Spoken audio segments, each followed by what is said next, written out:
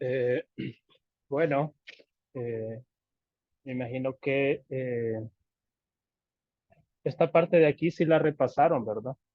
¿Entendieron esta parte del compatibilismo? No sé si tienen preguntas sobre este aspecto para dejar en claro ya esta parte de aquí.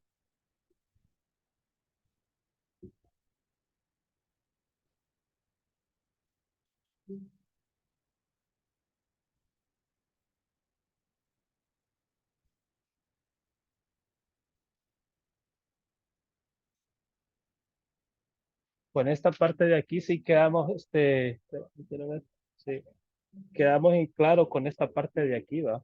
Del compatibilismo.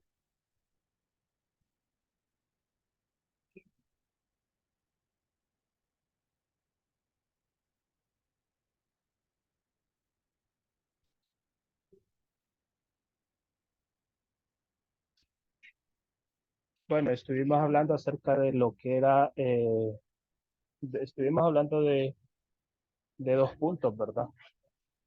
Eh, de la parte de estos textos, no sé si si pudieron buscarlos también.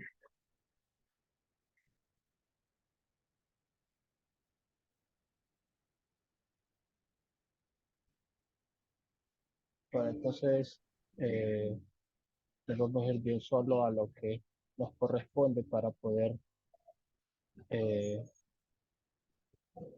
avanzar.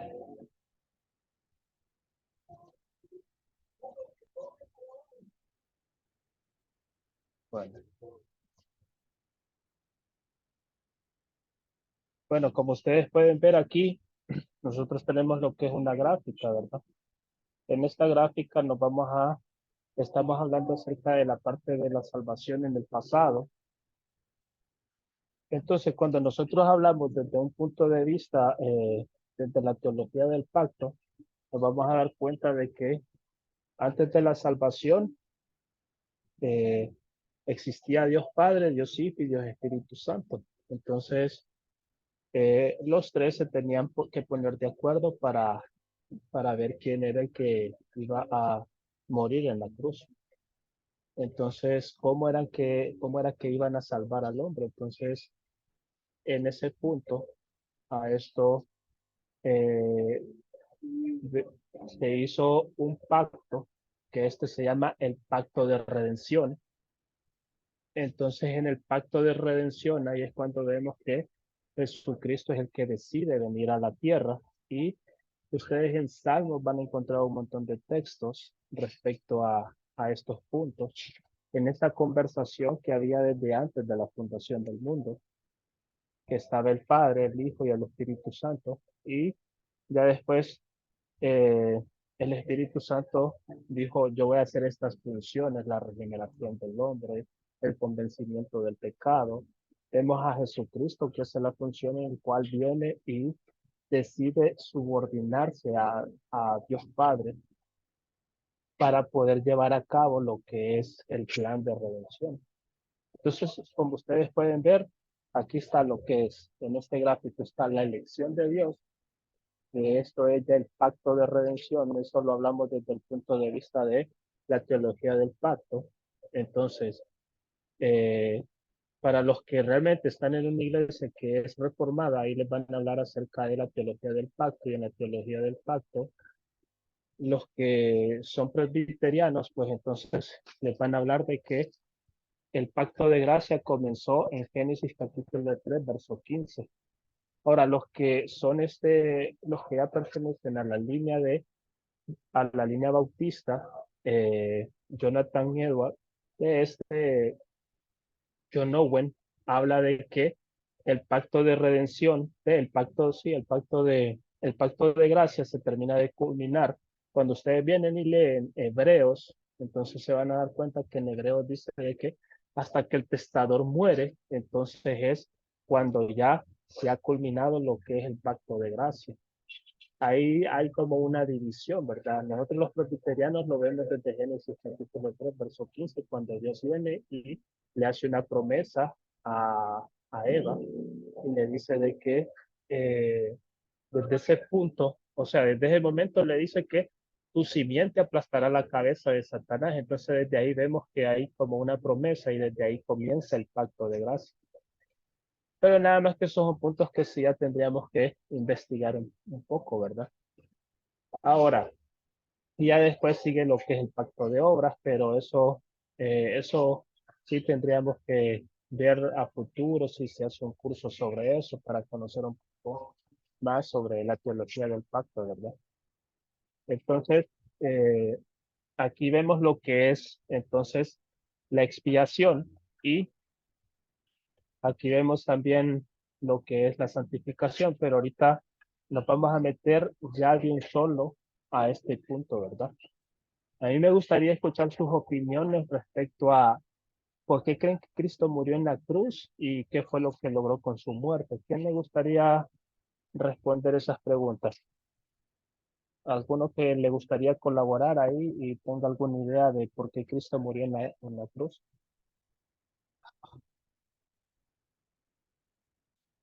Para tratar de hacer un poco más dinámica eh, el curso.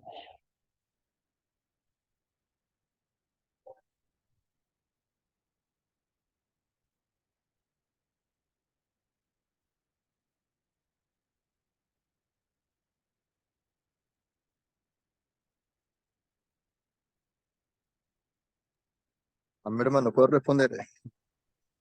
Sí, está bien. Ok. Eh, Estamos, Marcos, hermano. ¿qué tal? Buenas noches, más hermano. ¿Por qué Cristo murió? ¿Por qué murió Cristo en la cruz?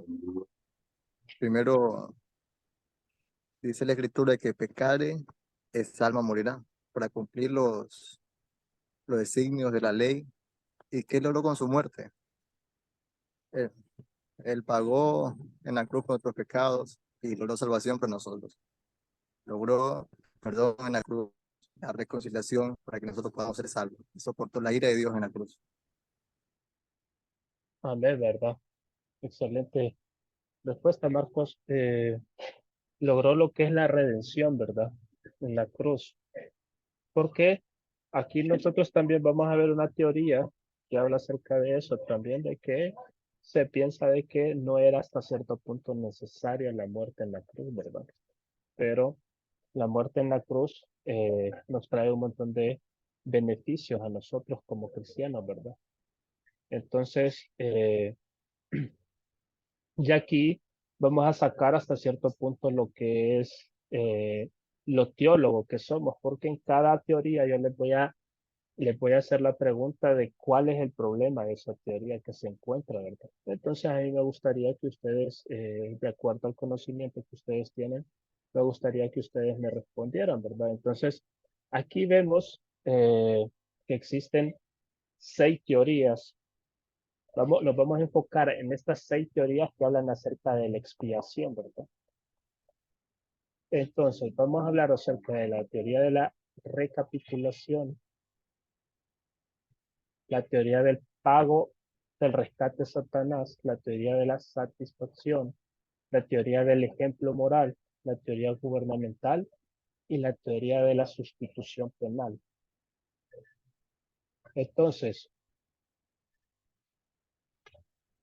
vamos a hablar de lo que es la primera teoría y esta teoría se desarrolló eh, a partir del siglo, podríamos decir siglo 100, siglo 150 después de Cristo, ¿verdad? Entonces ahí vamos a encontrar que ahí estaban los que son los padres de la iglesia.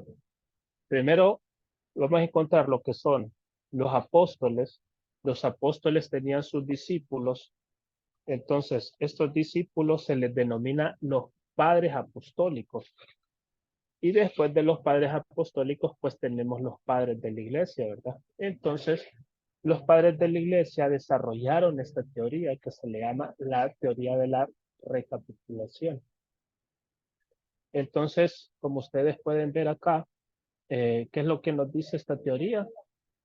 Nos habla acerca de que Cristo vivió la vida perfecta que Adán no pudo vivir. Cristo recapituló todas las etapas de la vida humana, nacimiento, infancia, adolescencia y adultez.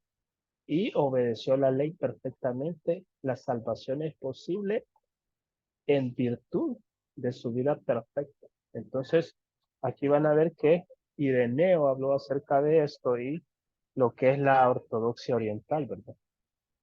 Entonces, cuando hablamos de la teoría de la recapitulación, estamos hablando de como que ustedes estén viendo una película y vamos a retroceder a esa película, entonces vamos a recapitular todo, ¿verdad? Volver hacia atrás. Entonces aquí nosotros vamos a ver que es como darle retroceso a esto, ¿verdad? Entonces aquí nosotros podemos ver eh, este enfoque que habla acerca de todas las etapas de Jesucristo, ¿verdad? Desde su infancia, su niñez, su adolescencia y ahí su adultez y su muerte, ¿verdad? Y aquí nosotros venimos y hacemos una comparación entre lo que hizo Adán y lo que hizo Cristo. Entonces, Dios vino y creó a Adán de manera hasta cierto punto de que podríamos decir que Adán fue el primer ser humano que no tenía una inclinación al pecado. O sea, Adán sí podía hasta cierto punto, tenía la posibilidad de pecar.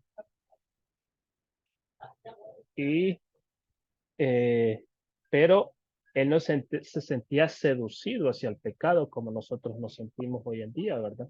Entonces, Adán, cuando vino Dios y lo plantó en el huerto del Edén, ahí nosotros vemos que hay un pacto de obras implícito, porque le dice que él pueda comer de todos los árboles en el jardín del Edén, pero viene Dios y le dice, ciertamente de este árbol no comerás porque si no vas a morir.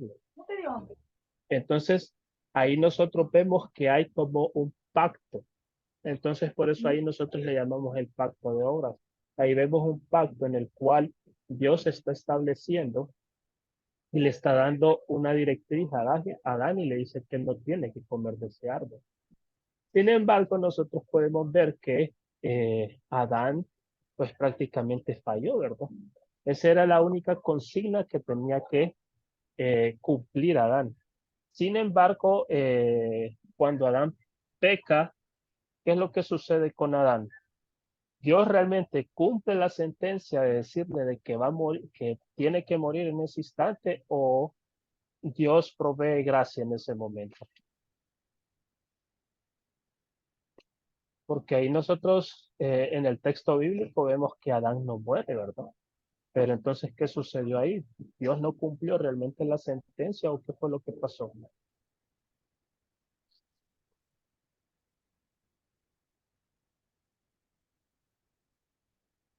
Entonces ahí, ¿sí? No sé si alguien iba a decir algo.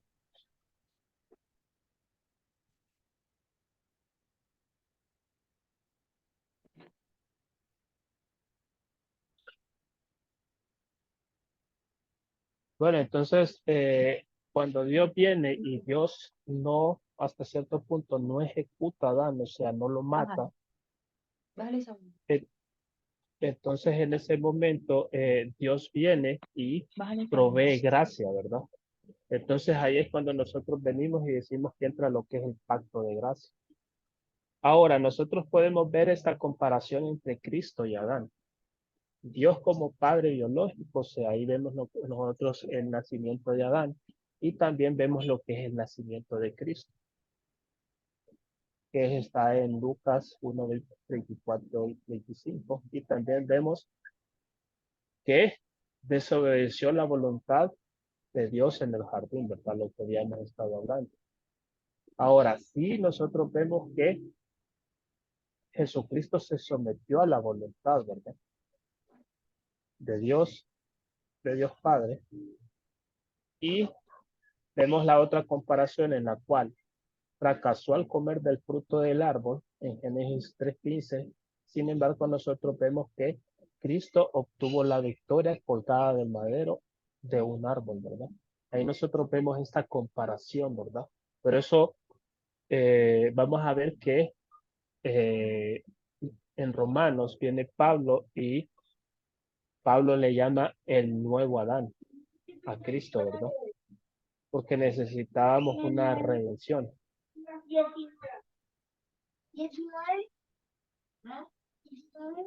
7.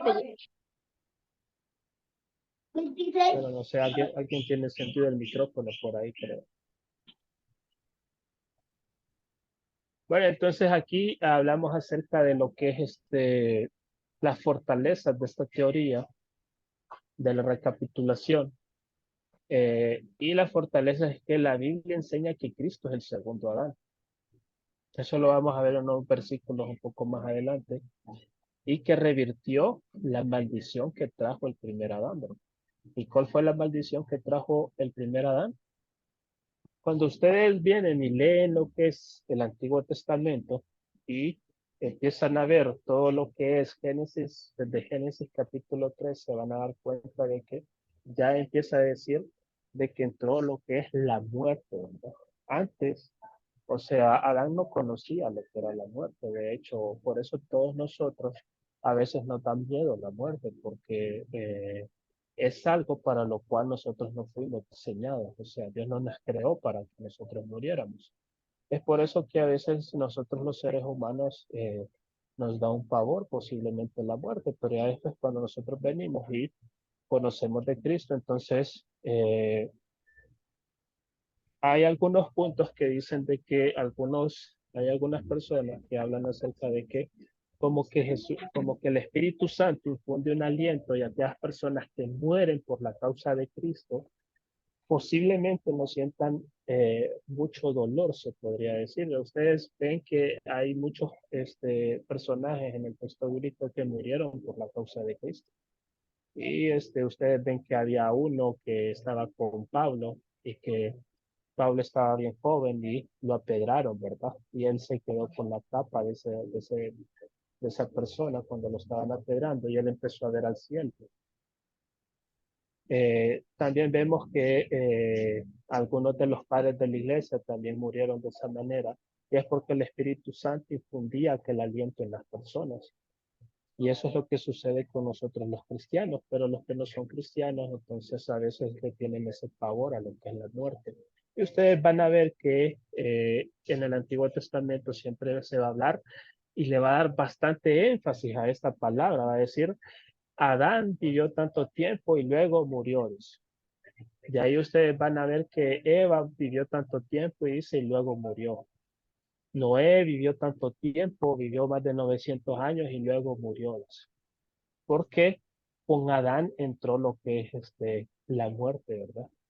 Entonces Cristo es el nuevo Adán, el Adán que no pudo cumplir todo lo que tenía que cumplir el primer Adán, ¿verdad? Entonces aquí nosotros vemos estos textos donde lo fundamentaban los padres de la iglesia y si vemos lo que dice Romanos 5, vamos al 12, después al verso 14, el 17, el 19, dice, por medio de un solo hombre el pecado entró en el mundo y por medio del pecado entró la muerte. Fue así como la muerte pasó a toda la humanidad. Sin embargo, desde Adán hasta Moisés, la muerte reinó, incluso sobre los que no pecaron, quebrantando un mandato como lo hizo Adán. ¿Quién es figura de aquel que había de venir? Pues si por la transgresión de un solo hombre reinó la muerte, por mayor razón, los que reciben en abundancia la gracia y el don de la justicia reinarán en vida por medio de un solo hombre, Jesucristo. Porque así como los que desobedecen, así por la desobediencia de uno, estos muchos fueron constituidos pecadores, también por la obediencia de uno solo, muchos serán constituidos justos, ¿verdad? Entonces por eso se le llama la teoría de la recapitulación, ¿verdad? Todo lo que no pudo lograr Adán, tuvo que venir Cristo y lograrlo, ¿verdad? Y aquí podemos ver otro texto que habla acerca de esto. Primera de Corintios 15:45. Así que está escrito, el primer hombre Adán se convirtió en un ser viviente. El último Adán es el espíritu que nos da vida. Es Jesucristo, ¿verdad? Cuando ustedes ven que a mí me parece algo bien interesante cuando viene Jesucristo y se tiene que ir al cielo. Si ustedes ven en los últimos textos de Juan, se van a dar cuenta que él vino y dice que él sopló aliento sobre los discípulos en ese momento. Dice. Eso está en los últimos versículos ya del capítulo, bueno, el último capítulo de Juan. Y esto hace énfasis también al espíritu de él, que da la vida también, ¿verdad? Ahí algunos podrían decir que ese es como un Zoe de Dios, porque hay varios aspectos que hablan acerca de la vida, ¿verdad? Habla de la vida Dios, la vida psique, que es acerca del alma, y la vida Zoe de Dios. Bueno, vamos a ver acá el siguiente punto. Ahora sí, aquí nosotros podemos ver algunos problemas, ¿verdad? Con esta teoría de la recapitulación. Porque aquí, siguen siendo la misma hora. Bueno, creo que Luz tiene encendido el micrófono, tal vez nos ayuda a apagarlo. Puedes silenciar también ahí. Sí, sí. Es que como estoy, sí, con la compu. Bueno. Ahora sí, nosotros vamos a encontrar ciertos problemas con esta teoría, porque esta teoría solo nos habla de la vida de Cristo. O sea, Cristo podía haber muerto de cualquier forma y en sí siempre iba a cumplir con esta restitución, ¿verdad? Porque Jesucristo estábamos hablando acerca de que tenía que cumplir con la ley, ¿verdad? Esto nosotros lo vamos a ver de manera más completa cuando nosotros indagamos en lo que es eh, el pacto eh, cuando hablamos del pacto de obras. O sea, el pacto de obras nos va a hablar acerca eh, de lo que eran todos los mandamientos que nosotros vemos en Moisés, cuando Dios entrega los mandamientos a Moisés. Y después vemos todos los 615 mandamientos que hablan acerca de la nación y cómo se tienen que comportar, ¿verdad?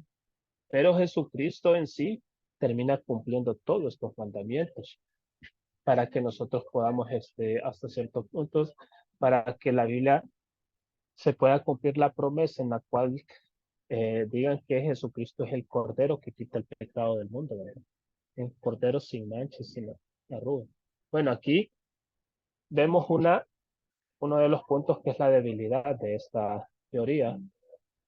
Dice, si Cristo simplemente vino a recapitular la vida del hombre en perfecta obediencia, la cruz se hace irrelevante.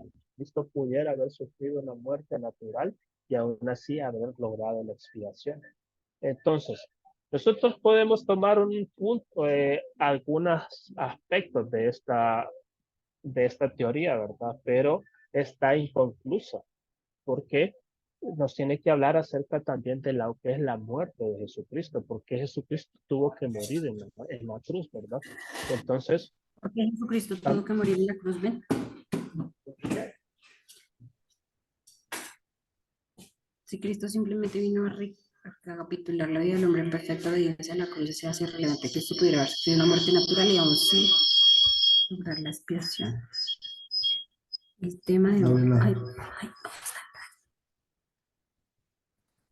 bueno, entonces o sea, para que nosotros tengamos toda esta riqueza de lo que son todas las teorías, tuvieron que pasar 1000 años en cuanto a lo que son toda nuestra herencia como cristianos, ¿verdad? Para que se pudiera desarrollar todas estas teorías y llegáramos a un punto de decir, bueno, esta es la que hasta cierto punto cumple con todos los aspectos, que esa la vamos a ver al final, ¿verdad? Pero aquí nosotros podemos ver que ya en el siglo 100, pues se hablaba de esta. Pero a mí me parece bien interesante de que después de eso se hizo bastante énfasis con esta teoría, que es el rescate de Satanás. Que esta hasta cierto punto ya la creemos por default. Siempre que nosotros ya entramos en una iglesia pentecostal o en determinada iglesia con cierta denominación, nos vamos a dar cuenta que siempre le da bastante énfasis a este punto. Y esta, eh, teoría lo que nos habla es que en virtud del pecado de Adán, toda la humanidad fue vendida a esclavitud a Satanás, quien posee derechos legales sobre él. Cristo, por medio de su muerte, realizó un pago a Satanás, comprando nuevamente a la humanidad y haciendo posible la salvación. Entonces, quienes postularon esta fueron Orígenes, Gregorio de Niza y la ortodoxia oriental. Hay una anécdota muy interesante en la cual había un niño que le gustaba siempre agarrar pájaros. Y él venía, agarraba los pájaros. Y le gustaba agarrar grandes cantidades de pájaros, entre 15, 20 pájaros. Y él venía y le gustaba empezar a desplumar a aquellos pájaros. A veces él caminaba con los pajaritos por la calle, los llevaba en una jaula. Y él los empezaba a desplumar. Y en ese momento, pasó una persona y le dijo, hey, ¿por qué te gusta estar desplumando los pájaros? Le dice, no, deberías de dejarlos vivir, le dice. No, es que realmente es que estos pájaros son míos, le dice. Yo hago lo que quiera y a mí lo que me gusta más bien es torturar a estos pájaros. Yo los desplumo, yo vengo, hago lo que yo quiero y ya después cuando ya los pájaros no me sirven, entonces yo vengo y estos pajaritos se los doy a un gato y el gato se los termina comiendo. Y en ese momento viene la persona y se compadeció en ese momento y le dijo, hey, ¿cuánto querés por esos pájaros? Le dice, ¿me los vendés? Le dice, hey, pero, y ahí viene el niño y le dice, el joven, y le dice, hey, pero es que estos pájaros no te van a servir para nada. ¿Para qué vas a querer estos pájaros? No, no te preocupes, me dice, yo te los puedo comprar. Y entonces eh, viene él y termina pagando por los pájaros. Y esa es una enseñanza que fue un predicador del siglo XVI que empezó a hablar acerca de eso y empezó a hablar acerca de la teoría de la recapitulación, en la cual hace énfasis que Jesucristo pagó un precio por nosotros, ¿verdad? Aún posiblemente que Satanás nos tenía sumergidos en pecados, ¿sí? Jesucristo es el que paga el precio. Aquí nosotros podemos ver el intercambio, ¿verdad? O sea, nosotros éramos posesión de Satanás y Cristo muere en la cruz para poder rescatarnos de las garras de Satanás. Y ese fue el pago que tuvo que hacer Jesucristo, ¿verdad? Morir en la cruz, porque nosotros estábamos entregados a Satanás, ¿verdad? ¿Y quién nos entregó a Satanás? Y aquí nosotros podemos ver algunos textos, ¿verdad? Ustedes son de sus padres, el diablo, cuyos deseos quieren cumplir desde el principio. Este ha sido un asesino y no se mantiene en la verdad porque no hay verdad en él. Cuando miente, expresa su propia naturaleza porque es mentiroso, el padre de la mentira. Y aquí habla de esta parábola, ¿verdad? En el campo, el campo es el mundo y la buena semilla representa a los hijos del reino. La mala hierba son los hijos del maligno. Entonces a nosotros siempre se nos va a hablar de que existen dos familias, ¿verdad? La familia de Satanás y la familia de Dios, ¿verdad? Cuando ustedes ven y empiezan a leer algunos libros de San Agustín, van a ver que San Agustín habla acerca de la ciudad de Dios y habla de estos dos puntos, ¿verdad? Habla de los hijos de Satanás y los hijos de Dios. Aquí nosotros vemos en primera de Juan 3, 8 al 10, que dice que el que practica el pecado es del diablo, porque el diablo ha estado pecando desde el principio. El Hijo de Dios fue enviado precisamente para destruir las obras del diablo. Ninguno que haya nacido de Dios practica el pecado, porque la semilla de Dios permanece en él. No puede practicar el pecado porque ha nacido de Dios. Así distinguimos entre los hijos de Dios y los hijos del diablo. El que no practica la justicia no es hijo de Dios, ni tampoco es el que no ama a su hermano. Entonces aquí vemos cómo Juan también hace énfasis en eso, ¿verdad? Y aquí vemos también Pablo cómo viene y hace énfasis a los corintios. Ustedes fueron comprados con un precio. Por tanto, honren su cuerpo a Dios.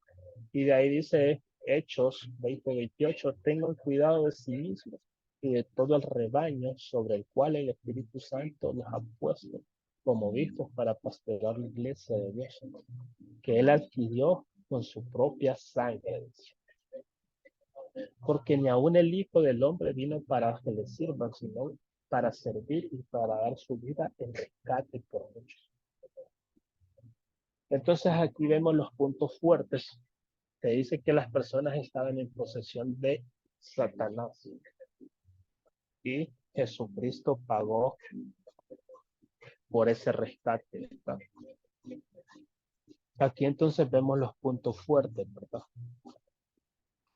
Y en la teología del pacto se habla bastante de esto. Cuando ustedes ven, la Biblia habla acerca de dos simientes.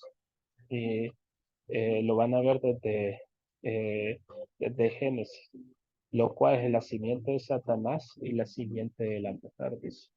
La simiente de la mujer te va a herir y acompañar, le dice Dios, ¿verdad? A Satanás. Y desde ahí lo que es Sproul empieza a hablar acerca de las dos simientes que han venido con esa línea, ¿verdad?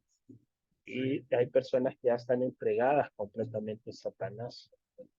Ya después se hablan de otras posturas ahí que habría que ver de dónde sacaron la idea de que empezaron a surgir lo que son que los ángeles tuvieron relaciones con los seres, con las mujeres. En Génesis capítulo 6 empiezan a hablar acerca de que ahí surgieron otros tipos de seres humanos, ¿verdad? Pero hay poca evidencia sobre eso, sí, hay cierta evidencia de que se han encontrado algunos huesos de gigantes, ¿verdad? Pero ya ese es otro punto en el cual es interesante conocer un poco sobre eso, ¿verdad? Pero la pregunta sería aquí, ¿cuáles son los puntos débiles que ustedes le encuentran en esta postura? Como teólogos que son o como teólogos que se están formando, si viene una persona y solo les está hablando acerca de esto, ¿qué deficiencias tiene esta teoría?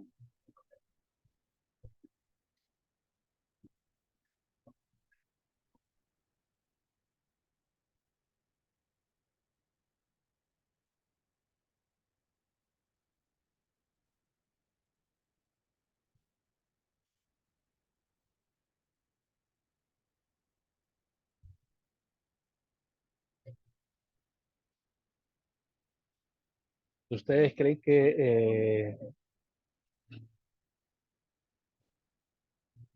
de que Satanás realmente tiene ese poder para que Jesucristo tuvo que morir en la cruz porque ahí lo que sucede es que como que está el yin y el yang, ¿verdad? Como que está el mal aquí y el mal viene y tiene a todos los seres humanos y está el bien, ¿verdad? Jesucristo tuvo que morir y poderlos rescatar de Satanás. Entonces, aquí se le hace bastante énfasis a Satanás, pero realmente Satanás no es la parte ofendida. ¿Quién es el ofendido realmente cuando el ser humano peca?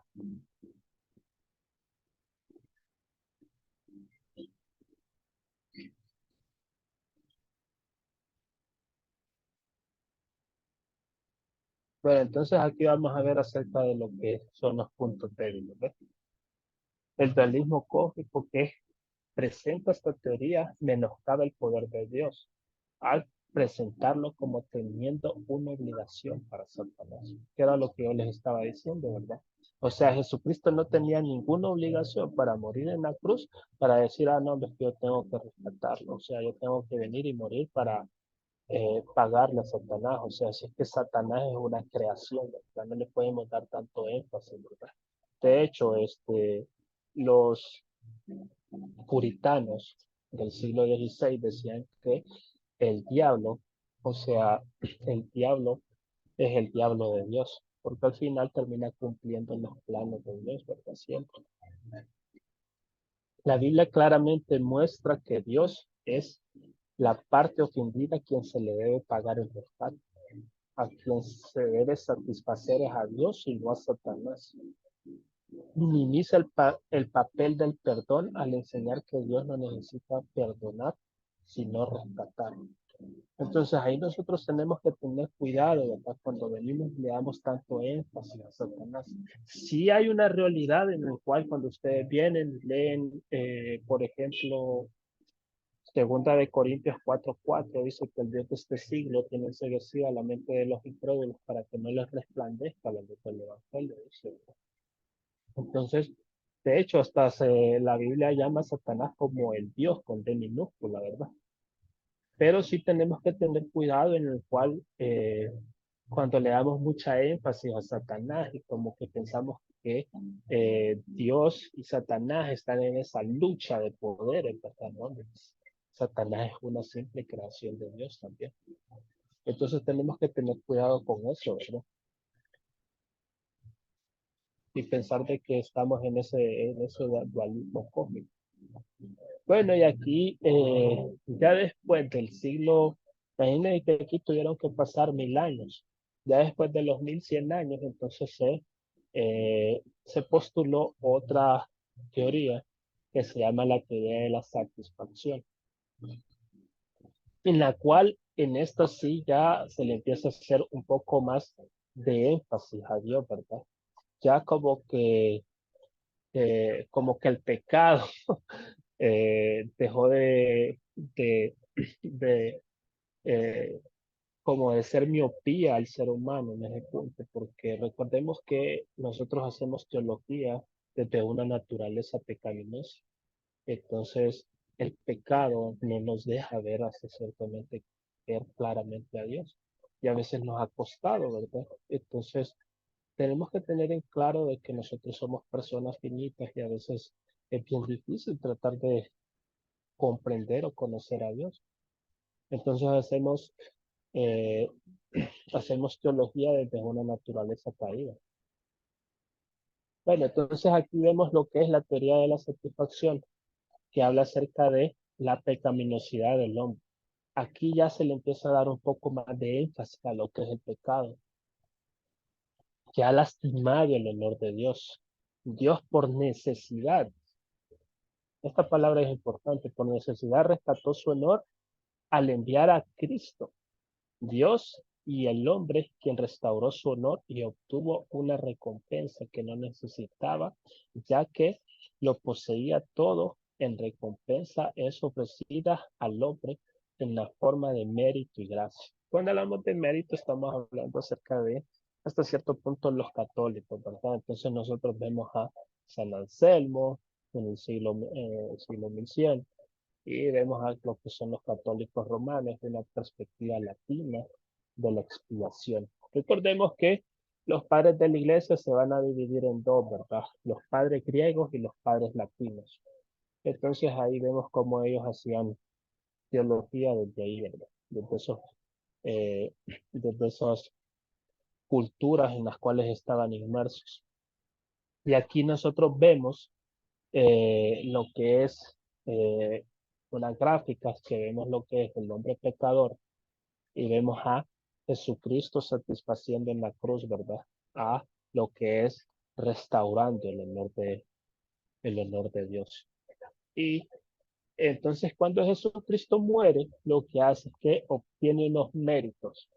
Y los católicos nos van a decir que estos méritos los tiene la Iglesia Católica. Y lo que hace la Iglesia Católica es que brinda estos méritos a los hombres pecadores. Entonces aquí vamos a ver de que la Iglesia Católica había manipulado por siglos al ser humano, ¿verdad? De que esos méritos tenían que venir y hacer una infinidad de cosas, ¿verdad? Hablaban de las indulgencias y de muchas cosas ahí que cuando nosotros investigamos un poco de eso, entonces nos vamos a dar cuenta de que era un completo fraude y engaño, ¿verdad? Entonces, Es bueno conocer acerca de eso. Entonces aquí vemos lo que son el oriente griego y el occidente latino. Los padres de la iglesia griego, pues, eh, inventaron o descubrieron lo que es la teoría de la satisfacción. Los padres latinos y los padres griegos vemos que eh, hicieron bastante énfasis a la recapitulación y el rescate de Satanás. Ahora, ¿cuáles son los puntos fuertes de la teoría de la satisfacción? Que aquí ya no se pone el énfasis tanto a Satanás, sino que aquí se va a poner el énfasis a Dios, ¿verdad? Dios es la parte ofendida y a Dios es que a quien tenemos que devolverle el honor, decían ellos. Dios es quien necesita ser satisfecho y aquí ya se toma en seriedad el pecado, ¿verdad? Porque el pecado es que ofende a Dios y nosotros hemos cometido pecado cósmico contra Dios, ¿verdad? Entonces, eh, ahora, ¿cuáles son los puntos débiles de esta teoría? ¿Qué problemas podríamos encontrarle como teólogos a esta postura? ¿Alguien así observa algún punto en el cual dice, a mí no me cuadra mucho eso?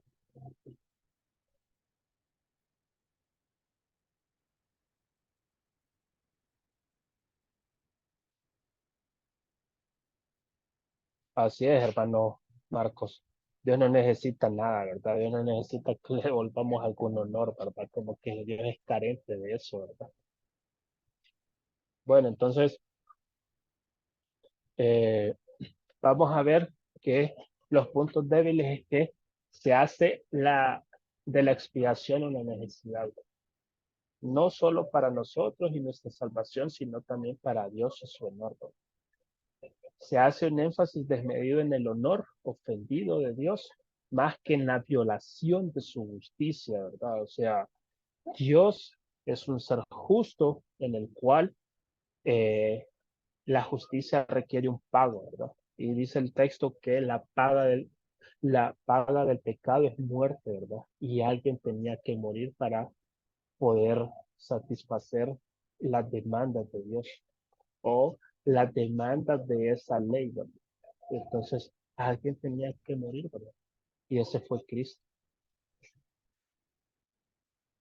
Y ya después, acá en este punto, nosotros vamos a ver eh, que esta teoría es más posiblemente una herejía. Si ustedes ven, ya la vemos así como en puntos, ¿verdad? Que fue inventada en este siglo, que esta más que todo la utilizan las iglesias de corte así como liberales.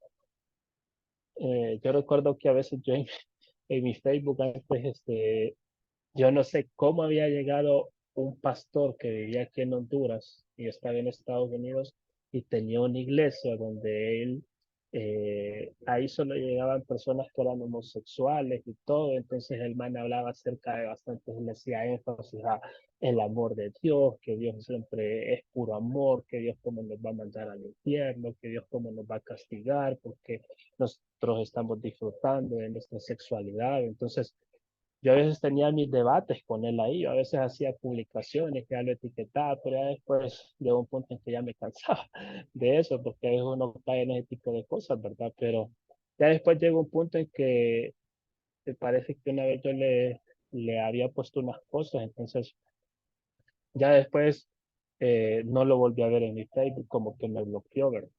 Pero él, o sea, yo miraba cómo estaba entregado completamente a Satanás, porque él decía que era un pastor y él venía y me defendía desde esta teoría, me defendía los puntos acerca de cómo él venía y me defendía su postura, ¿verdad? Ahora, veamos a qué es lo que dice. Cristo vino a mostrar a la gente cómo vivir de forma que ellos puedan volverse a el amor en Dios. Su muerte no era necesaria y no tiene valor expiatorio, sirve solamente como un ejemplo moral a seguirlo, para seguirlo.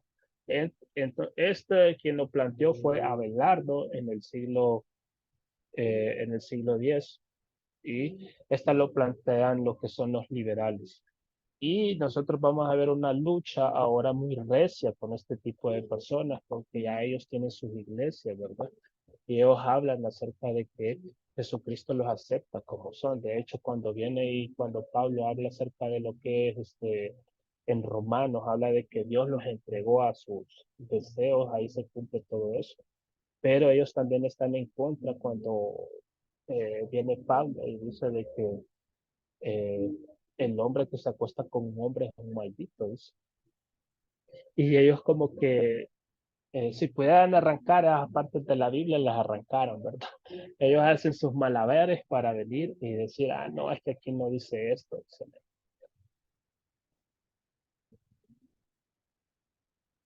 Entonces, aquí, ¿cuáles son los puntos principales? Dios no necesita ser satisfecho. Dios no necesita de un sacrificio para poder perdonar.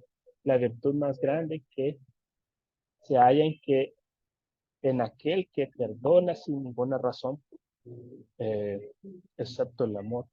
El hombre debe reconocer el amor que Dios le tiene para volverse así hacia él. La cruz demuestra este amor más que cualquier otra cosa. Entonces, bueno, nosotros vamos a ver que ellos desde ahí defienden todas sus posturas en que Dios es puro amor. Dios no te puede mandar al infierno porque Él es amor y Dios, pues si es amor, vos puedes seguir pecando y no pasa nada.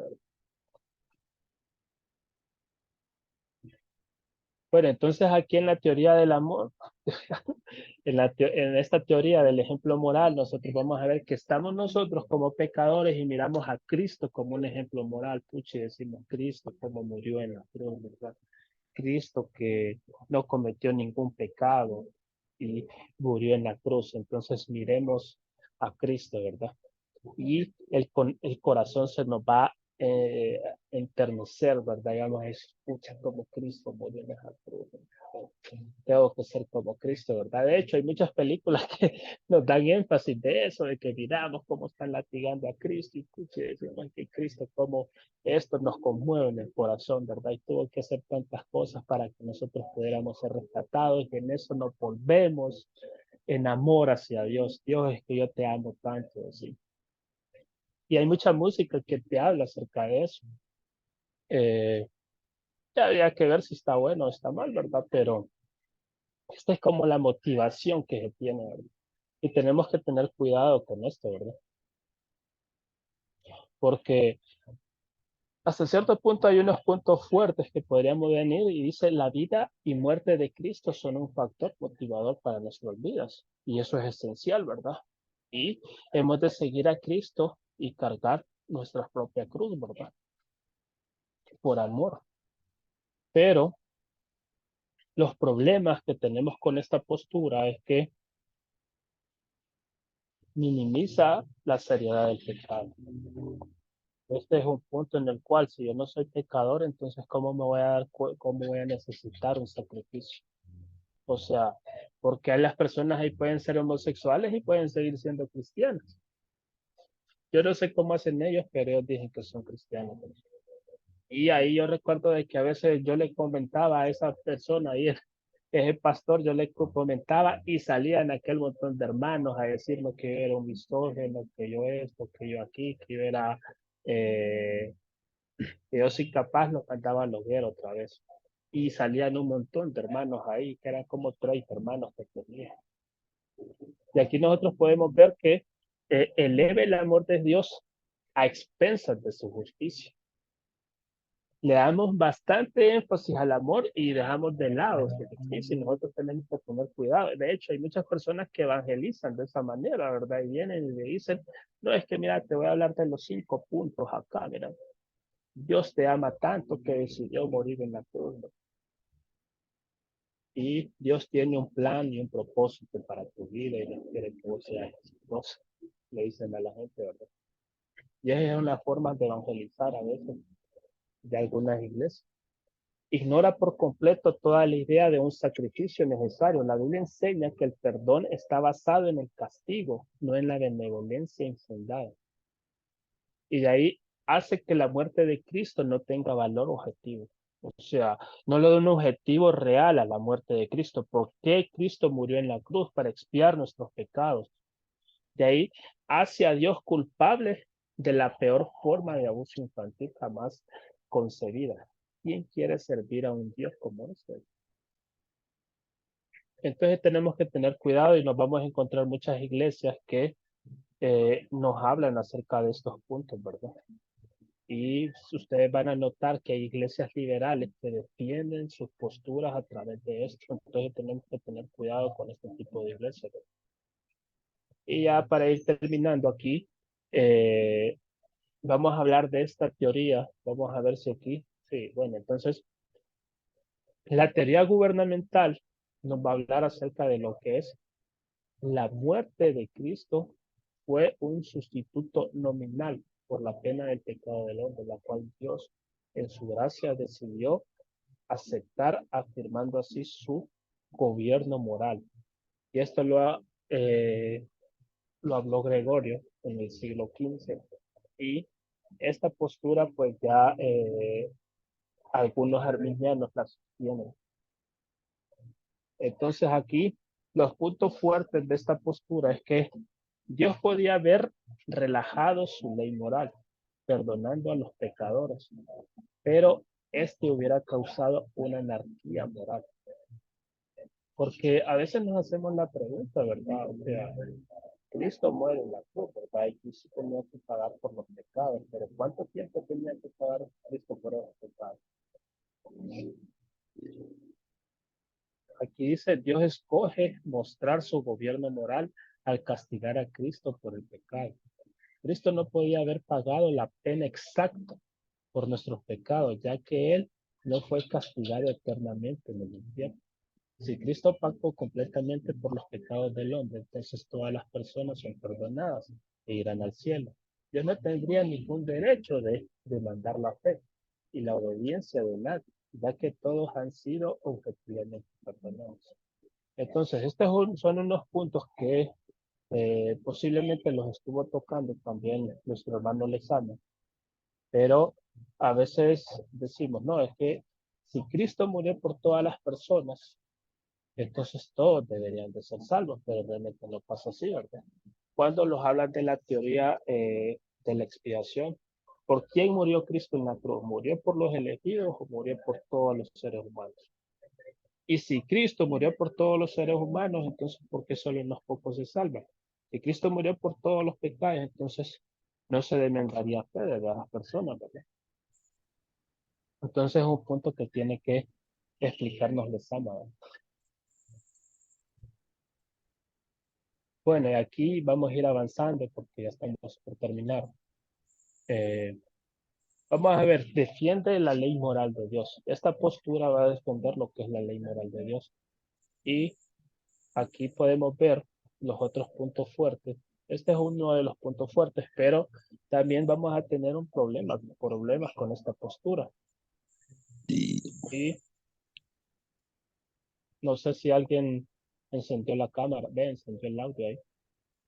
No sé si vas a decir algo, Lizana.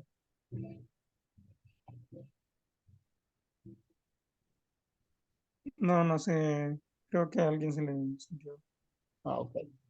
Bueno, aquí Pero cualquier nosotros ya cosa ahí estamos. puede silenciar. Dale. Aquí en este punto lo que vemos es que hace opcional la expiación. Dios pudiera haberla logrado de otra manera. O sea, esta no es una sustitución real, ya que solo es una pequeña porción de la que la pena fue pagada. Entonces aquí nos vamos a quedar en estos puntos de aquí y vamos a hablar sobre la siguiente teoría, que sería ya la teoría 6.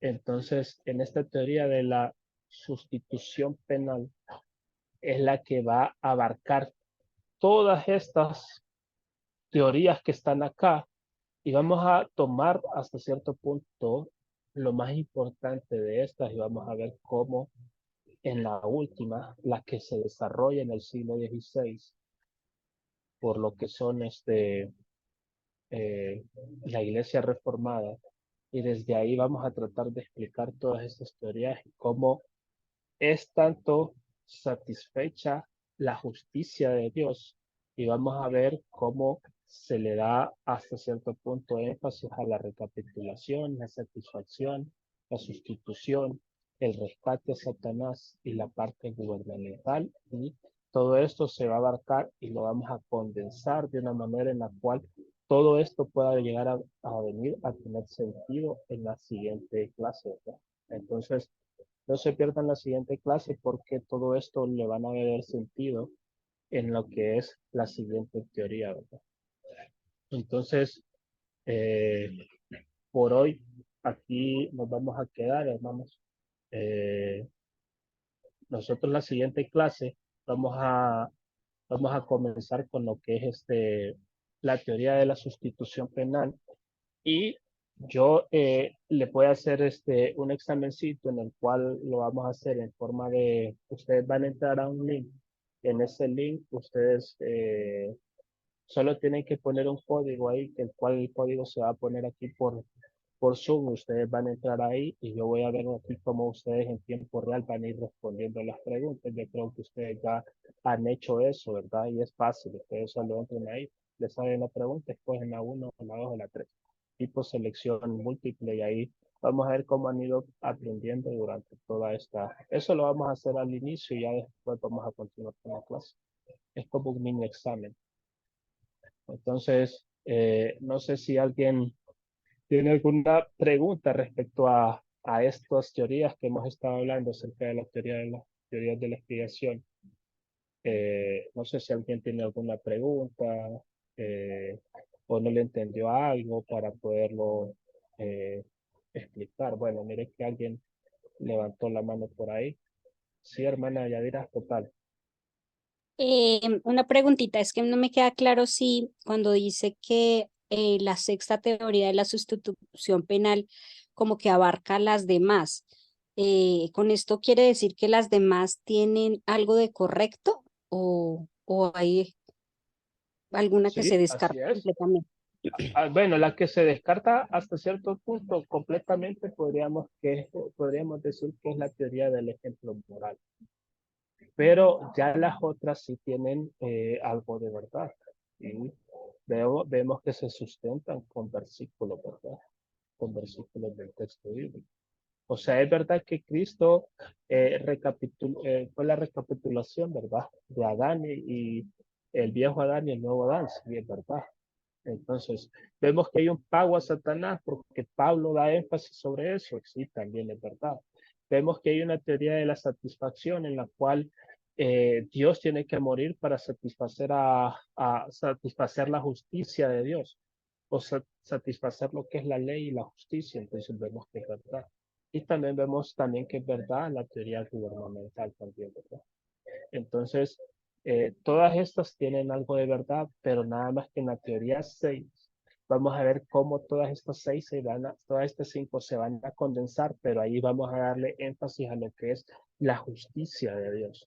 Porque la justicia de Dios muchas veces se ha dejado de lado, ¿verdad? Y hablamos mucho del amor de Dios, hablamos mucho del rescate, Satanás. Entonces ahí tenemos que tener cuidado. Entonces vinieron los reformados y dijeron, bueno, están bien todas estas, pero aquí como que hay algo que no cuadra. Entonces aquí tenemos que hacer que todas estas encajen y para poder tener una mayor perspectiva de todas estas teorías y cómo todas estas se van a encajar en la que es la teoría de la sustitución penal. Ah, listo, muchas gracias. Y otra preguntita es, hoy en día, entonces, todas las iglesias sostienen, digamos, pues cristianas, sostienen la sexta posición, o sea, no hay ninguna iglesia como tal que utilice las otras ampliamente. Fíjese que yo pienso, mire, yo he estado en diferentes iglesias, yo he estado en una iglesia pentecostal y yo miraba que le daban bastante énfasis a la teoría del pago a Satanás y como que estaba en esa lucha de que Satanás tiene poder y hay que machacarle la cabeza a Satanás. Y vemos que hasta canciones han salido como de Nancy Amancio, como que te arrebato lo que vos me robaste, Satanás. Y empiezan a cantar la gente en las iglesias y cante que usted le arrebata a la familia, Satanás, cante que usted le arrebata las finanzas a Satanás.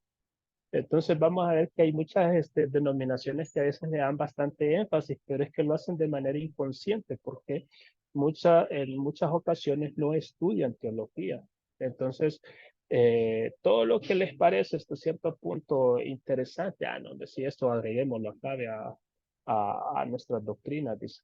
Entonces, tenemos que tener cuidado con eso, ¿verdad? Porque no tenemos establecido lo que es eh, en lo que creemos. Entonces, ¿cómo se diferencian las iglesias no denominacionales o las iglesias cómo se diferencia una iglesia reformada de una iglesia que no es reformada? Entonces, una iglesia reformada, usted va a notar que se va a adherir a lo que es una confesión. Entonces, antes, en el siglo I, para que las personas fueran cristianas, se inventaron lo que son los credos. Y los credos resumen lo que debe de creer una persona para que sea cristiana, ¿verdad? El credo de los apóstoles, de ahí se habla del credo de Nicea, de ahí fue pasando en los siglos y de ahí el concilio de Calcedón y de ahí vemos que hubieron muchos credos, ¿verdad? Y o sea, la iglesia fue pasando por todo ese proceso, pero ya después llegó un punto en el siglo XVI que vino y se formuló eh, lo que es la confesión. Entonces se habla de la confesión de Westminster. Entonces, esta confesión no es que viene y sustituya la Biblia, sino que lo que hace es que para que las personas vengan y tengan una mejor comprensión de lo que son las doctrinas, entonces se hizo la que es la confesión de Westminster. Y de ahí pasó el tiempo en el siglo 1689 y se creó lo que es la confesión de Londres. Y ahí la única diferencia entre la confesión de Westminster y la confesión de Londres es que eh, es sobre el gobierno de la iglesia, cómo tiene que ser gobernada la iglesia.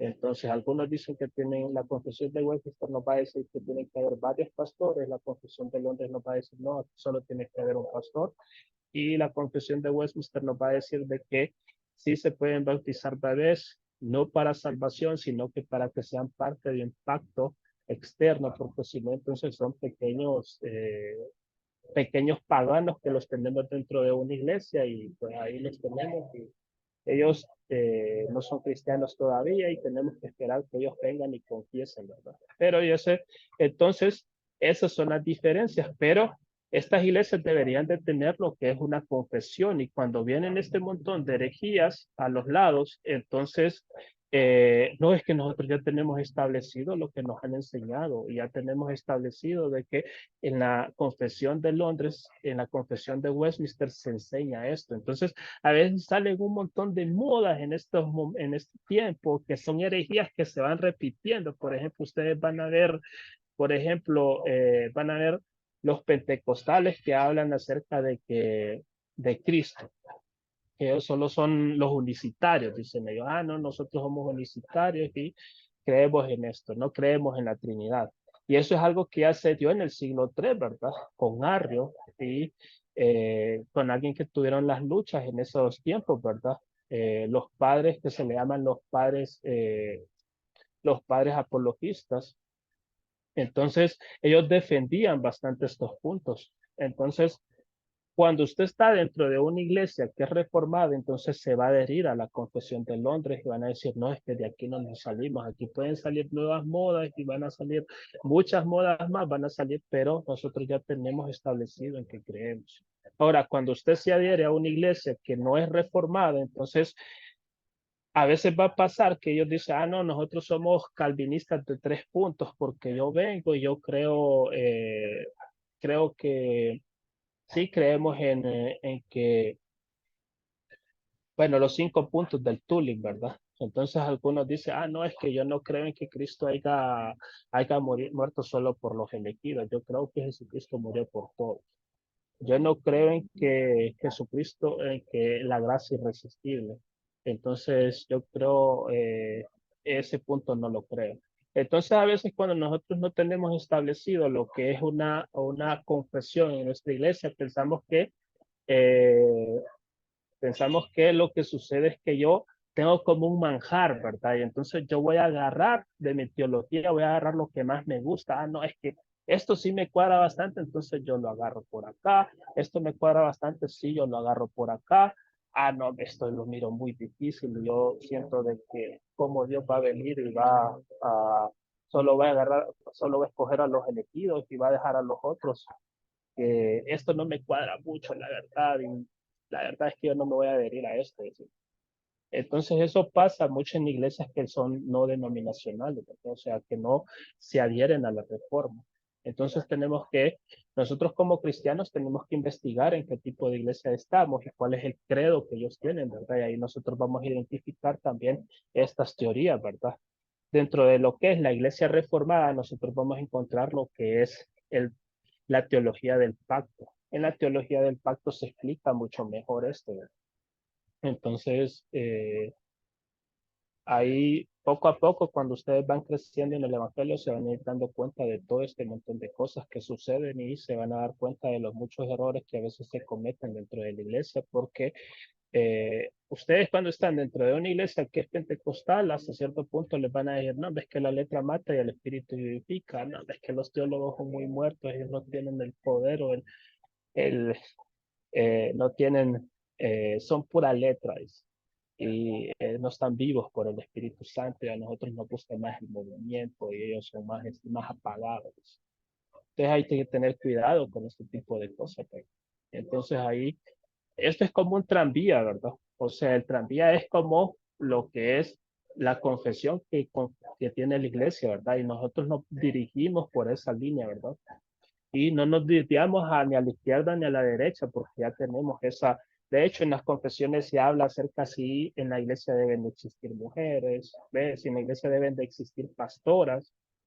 Entonces ahí, de acuerdo a la denominación que usted se adhiere en la que está, entonces usted va a ir conociendo mucho esto. De hecho, muchas personas cuando terminan el curso ya vienen y van a sus iglesias y dicen, pastor, pásenme ahí la confesión que ustedes tienen. Entonces ya ustedes empiezan a leer, van a ir dando cuenta de eh, lo que creen.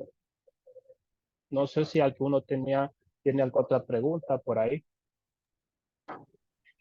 Solo quería agregar un poco a una parte de lo que les está explicando Noé. En cuanto a la teoría del rescate, efectivamente, como dice Noé, se toma algunas cosas positivas, pero hay que aclarar algo, no es que se piense que se le está literalmente pagando a Satanás, sino que se va a la figura de la redención, que la redención es una figura que se aplicaba cuando había un esclavo y entonces se compraba el esclavo para dejarlo en libertad.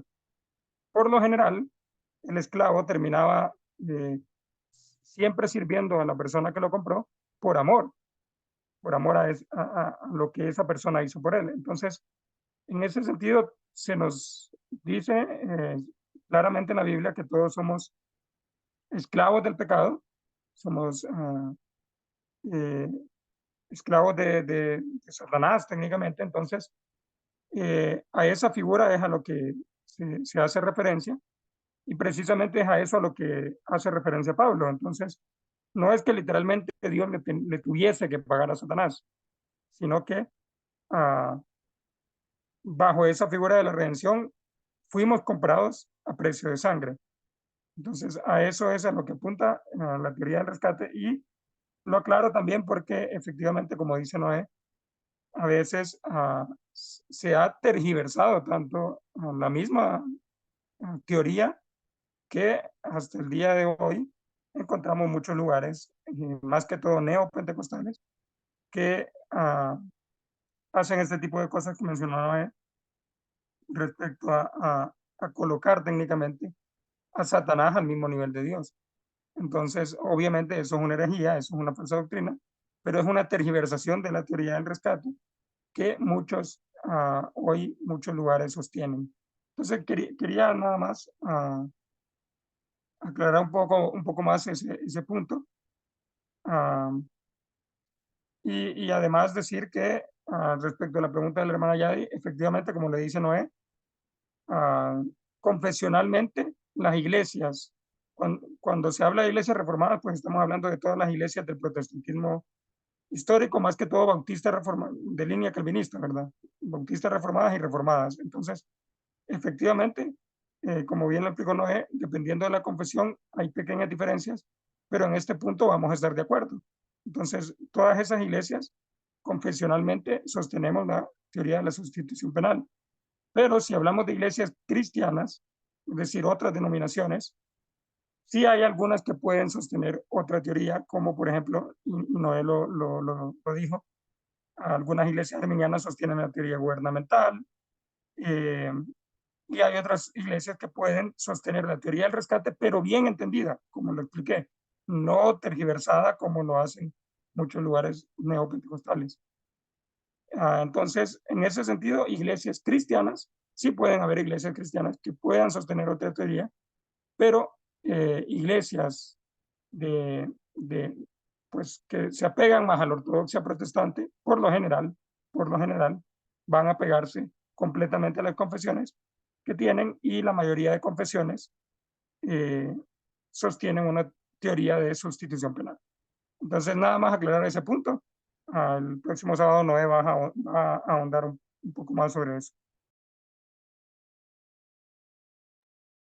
Bueno, no sé si terminamos con la oración, Sam, para continuar Listo. ahora.